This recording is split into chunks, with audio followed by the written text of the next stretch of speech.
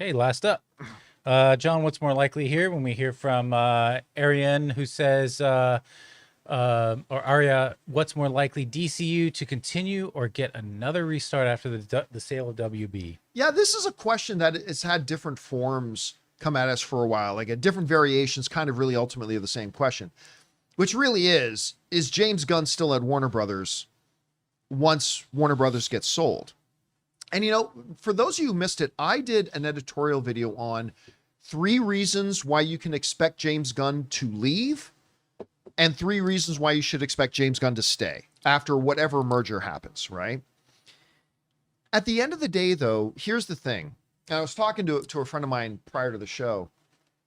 James Gunn running DC is one of the reasons people would want to buy Warner Brothers. Yeah.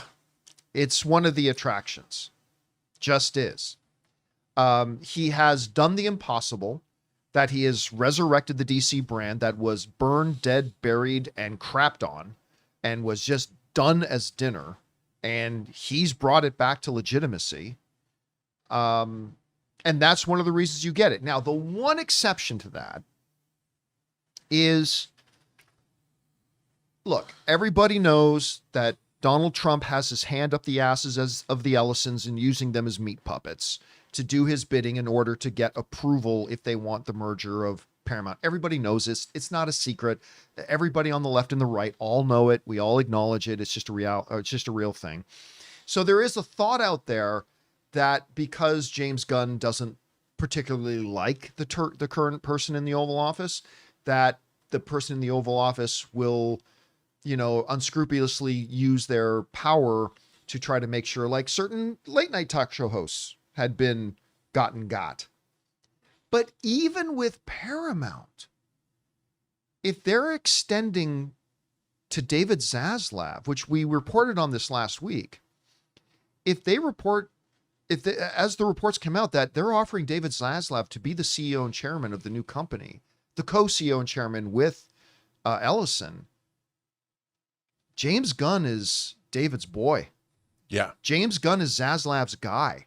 David Zaslav moved heaven and earth to get James Gunn to take that job. And David Zaslav is going to keep James Gunn. I mean, that's just it. David Zaslav is going to keep James Gunn, period. And I think every other studio other than Paramount would see James Gunn running DC as one of the reasons they want to buy it. And don't forget about Peter Safran. I mean, they come together. They've been working together for 25 years.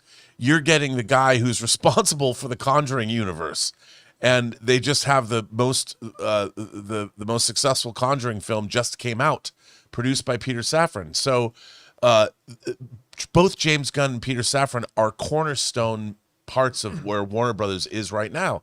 And James Gunn has 2 feature films coming out and a TV series. With Lanterns. I mean, they're not going anywhere. Yeah, and look, the question is which is more likely. Now, I do want to point out that let's say if NBC Universal or Netflix, whatever, the same reasons I gave in my 3 reasons James Gunn might not be there. So, like, somebody like NBC Universal may step in and love what James Gunn has done. But as I gave in my illustration with the sports example, when a new GM comes in a sports team, even if the coach there is good, and even if the staff is good, sometimes a new GM will want to clean house and bring in their own people that they know and have worked with and have trusted. And it could theoretically be that if, I don't know, let's say Apple buys Warner Brothers, they may just go, hey, James Gunn has been great, but we really want to infuse our own Apple culture into it. We have our own people. I mean, that's still a possibility. But if the question is what's more likely, the more likely scenario is that DC continues, and with James Gunn and Peter Safran at the head. Anyway, Rob, what do you think? I completely agree. I mean, I think that they're going to continue. I mean, they're in the middle. You don't get rid of people that are in the middle of spending millions or hundreds of millions of your dollars. You don't. You let them finish off their contracts. And by the way, that's what they would probably do. If anything happens, they've got contracts, and I don't know when those contracts are up. But they would honor the contracts the same way they would honor the contracts of Abdi and DeLuca. Those contracts are there. Otherwise, they have to pay them off.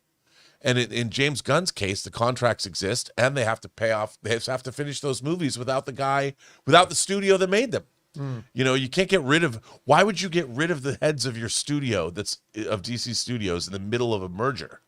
That's weird. Well, also keep in mind, you know, Ellison is taking over Paramount, where he's picking up the ashes of something that we thought was going to go bankrupt.